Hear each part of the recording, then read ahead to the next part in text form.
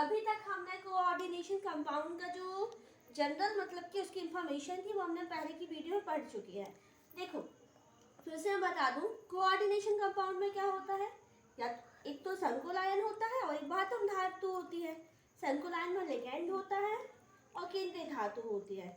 इस सब से मिलकर क्या बनता है हमारा कोऑर्डिनेशन कंपाउंड। ठीक है, अब हम आज पढ़ेंगे coordination number and oxidation number. ठीक है, इसके बाद हम पढ़ेंगे टाइप्स ऑफ कॉम्प्लेक्स। कॉम्प्लेक्स या संकुल के कितने प्रकार होते हैं।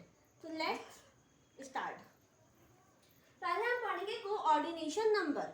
कोऑर्डिनेशन नंबर या उपसहसंयोजन संख्या क्या होती है। किसी उपसहसंयोजी यौगिक में, कौन से यौगिक में, उपसहसंयोजी यौगिक। उपसहसंयोजी यौगिक क्या होता है, जिसमें क्या होता है, संकुल आयन होता है और क्या केंद्रीय धातु होती है। सॉरी, संकुल आयन होता है, क्या होता है, बातम धातु होती है। ठीक है, कोई भी कॉम्प्लेक्स है या संकुल है, उपसहसंयोजी यौगिक है, कुछ भी बोल दो, किससे मिलकर बना है, ये होती है, ये होता है संकुल आयन, ये होता है बातम धातु, इससे मिलकर हमारा कॉम्प्लेक्स बना होता है। ये सारी इन्फॉर्मेशन मैंने फर्स्ट वीडियो में देख ली है, तो पहले आपको इन्फॉर्मेशन होनी चाहिए, फिर आप आगे बढ़ सकते हैं। तो कोऑर्डिनेशन नंबर होता क्या है कि किसी उपसहसंयोजी यौगिक में एक तंतु लिगैंड या मोनोडेंटेट लिगैंड क्या होते हैं, जिसमें एक दाता परमाणु होता है। ठीक है, मोनोडेंटेट लिगैंड क्या होता है, जिसमें एक दाता परमाणु होता है। तो केंद्रीय धातु से जितने भी एक तंतु लिगैंड जुड़े होंगे वो कोऑर्डिनेशन नंबर कहलाता है।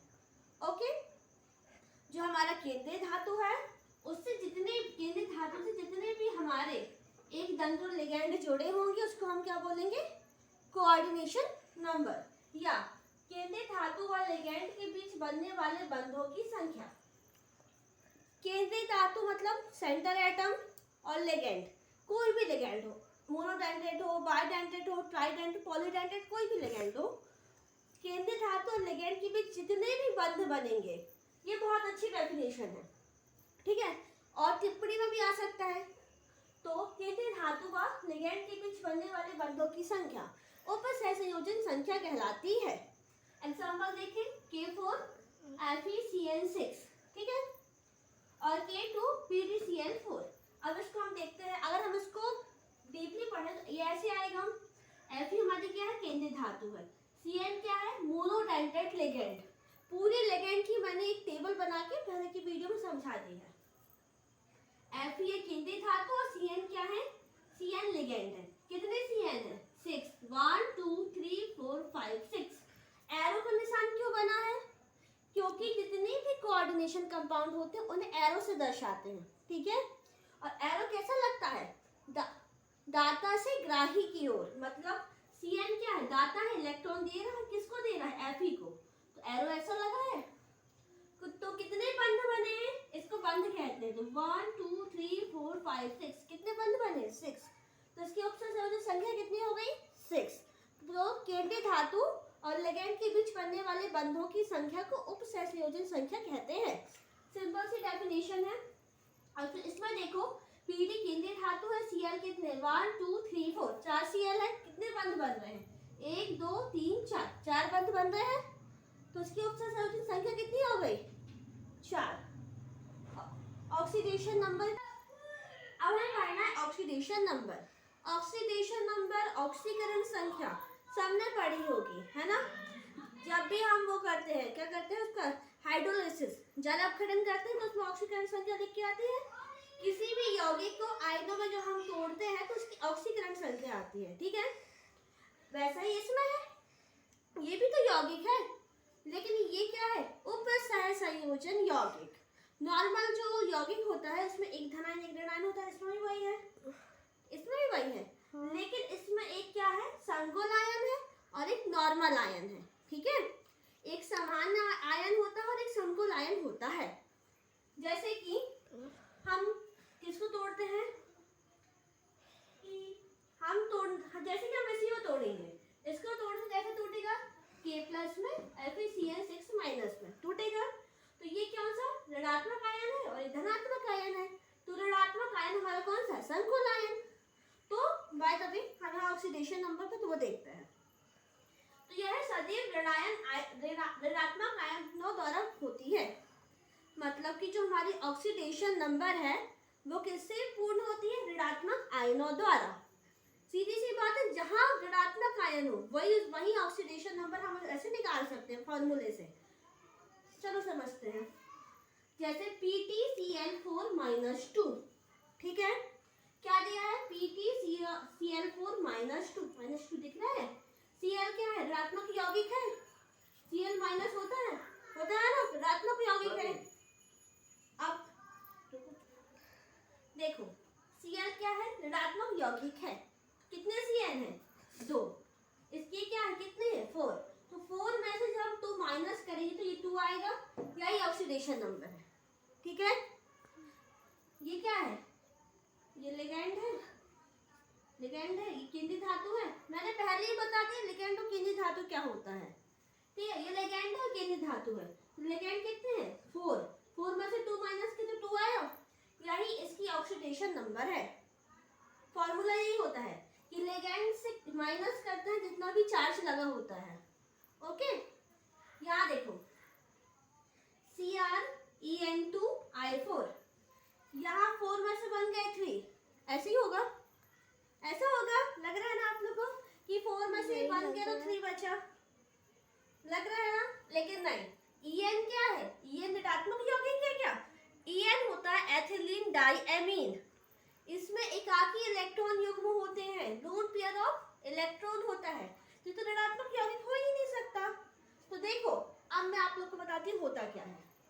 तो इसमें जो आयोडीन है ये भी लिगैंड है। इसमें कितने लिगैंड है? En भी लिगैंड है, I4 भी लिगैंड है। 4 में से 1 गया तो 3 आया। वैसे हम गिनते हैं तो 4 + 2 हो गया 6। 6 में से 1 जाता, 5 बचता। तो यहाँ सिर्फ I को देखा जाए। आयोडीन क्या है? ऋणात्मक यौगिक है। En क्या है? एकाकी इलेक्ट्रॉन युग्म इसमें पाया जाता है। ये लिखा है En यहाँ एकाकी इलेक्ट्रॉन युग्म युक्त होता है। अब नीचे देखो PtEn4Br4, ठीक है। इसमें 4 क्यों आया? बताइए 4 क्यों आया? 4 इसलिए आया क्योंकि यहाँ पर En क्या है? एकाकी इलेक्ट्रॉन युग्म है। Br कितने हैं? 4। कितने हैं? 4। तो जितने जब एकाकी इलेक्ट्रॉन युग्म लिगैंड कैसा हो? एकाकी इलेक्ट्रॉन युग्म युक्त होता है, तो जितने भी महत्तम धातु में की वो अणु होते हैं वही ऑक्सीडेशन नंबर होता है। एक बार और फिर से सुन लो कि जब लिगैंड के रूप में एकाकी इलेक्ट्रॉन युग्म युक्त अणु होता है तो महत्तम धातु में जितने भी अणु या परमाणु पाए जाते हैं वो क्या हो जाती है? इसकी ऑक्सीडेशन स्टेज। ओके, तो Br4 है तो 4, यहाँ पर कुछ भी होता, यहाँ पर 4 है, 4 3 2, तो वही उसकी क्या होती है? ऑक्सीडेशन स्टेज होती है। ये वही लिखा है, क्योंकि जब से तोड़ेंगे तो PtEn4+4 में आएगा ये, और ये +4 में और ये -4 में।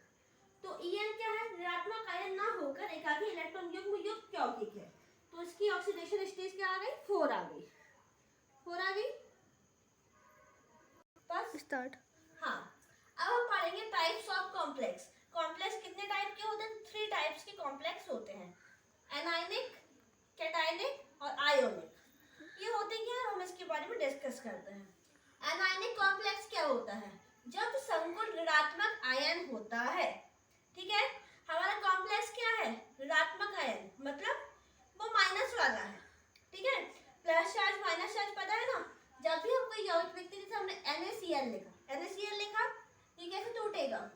Na+Cl- में। तो ये सबसे इजी हमारा यौगिक का कोई भी एग्जांपल हम बोल NaCl का एग्जांपल ले लेते हैं। तो हमने NaCl से क्या समझा कि जो पहले लिखा रहता है वो हमारा पॉजिटिव वाला रहता है और जो बाद में लिखते हैं वो नेगेटिव वाला रहता है। ये एक रूल है कि हमेशा जो पॉजिटिव चार्ज वाला होता है उसको पहले लिखते हैं और माइनस चार्ज वाला बाद में लिखते हैं। अब हम क्या पढ़ रहे हैं? Anionic complex. जब संकुल कौन सा आयन हो? ऋणात्मक आयन, मतलब माइनस चार्ज है। एग्जांपल लिया हमने K4FeCl6। इसमें कैसे टूटेगा? K+ और FeCl6- है। अच्छा, आप बोलोगे अब इसकी ऑक्सीडेशन स्टेज हमने क्यों नहीं लिखी, है ना। तो हम यहाँ पर क्या देख रहे हैं? कौन प्लस है कौन माइनस, तो अभी हम उस पर फोकस करेंगे। तो कैसे टूटेगा? K+ में और FeCl6- में। अब एक और एग्जांपल KHCl2, K+